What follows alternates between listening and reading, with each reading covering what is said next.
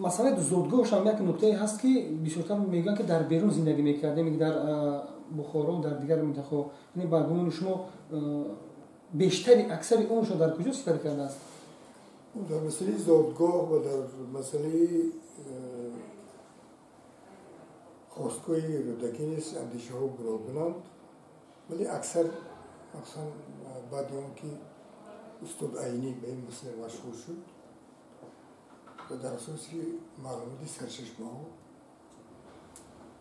توی همون دوره سیاحان عرب که به اینجا می آمدن همونجور تصویر کردن، اون دهی رودک رو تصویر کردن، موقعش رو گفتن و از این بسیار معلومات دیگر به حضوری یک سرچشمه الامصاب و دیگران استاد صدرین عینی به این خلاصه آمد که زادگاه رودکی همون دهی پنجم رودکی است و در حقیقت بسیار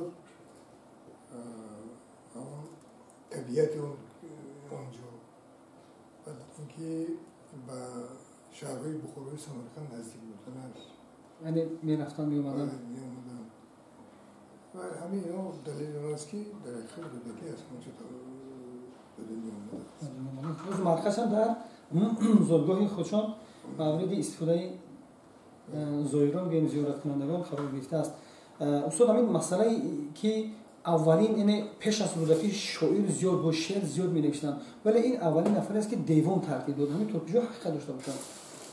البته درباره دیوانی رودکی البته دیوان ترتیب داده است، این مشهور است، لیکن پیش از رودکی هم شاید دیوان ها وجود داشته شاید، ولی مثلا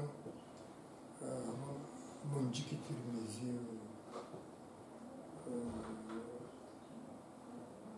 و چند شاعر دیگری هست که اینا از فارس از عرب هم اینا بود شاعران بودن در اون دوره، از بس که از آثار اونها خیلی کم باقی مانده است، امروز خیلی دشوار است بیان کردن، لیکن شاید که باشه بود داشته باشه. لیکن بزرگی رودکی در آن است که رودکی در هر نوع شعری که آفریده است آن رو به درجه عالی آفریده است، بیشتر از دیگران بهتر، خوبتر، بالاتر.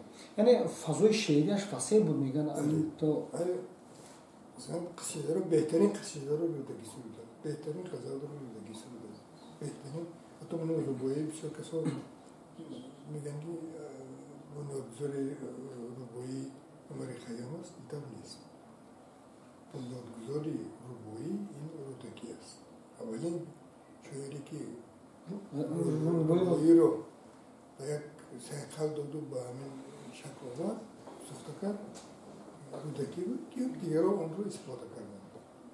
برای همین ما رودکی رو اساسگذار، بنیادگذار مینامیم، برای اون که در هر ساحه نظم از همه بیشتر و بهتر گفته است. بهتر شعر رو رودکی گفته است. بسیار خوب، استاد تشکر زیاد میگه وقت خرج دادن بعضی مسائل های نازکی ادبی رو برای ما فهم میدین.